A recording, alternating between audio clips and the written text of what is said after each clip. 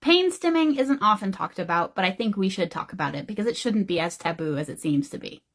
Both ADHDers and autistic people stim, but most likely for different reasons. ADHDers tend to stim to help them focus, control their impulses, and help a bit with their hyperactivity, whereas autistic people tend to stim to deal with their anxiety and also with sensory overload, because as soon as they stim, they're focusing on their stimming and it calms them down. They no longer need to focus on what's going on around them.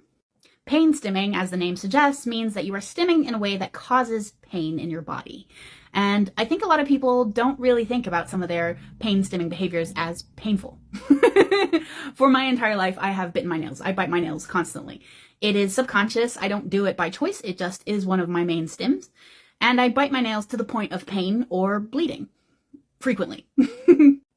A lot of autistic people, but also people with OCD, engage in what's called trichotillomania, which is pulling out your hair. And pulling out your hair is another way of pain stimming, because the pulling of the hair obviously hurts. But it's like focusing your brain on that pain instead of whatever's going on in your brain. A lot of the time I see myself pain stimming because I am ruminating. And what I mean by ruminating is that I'm going in loops of thoughts. So loops and loops and loops of the same thought, and I can't get out of that loop, and then I will subconsciously pain stim because it makes me focus on the pain instead of the thoughts that were in my head. When my kids were little, they used to bite their arm or scratch their back.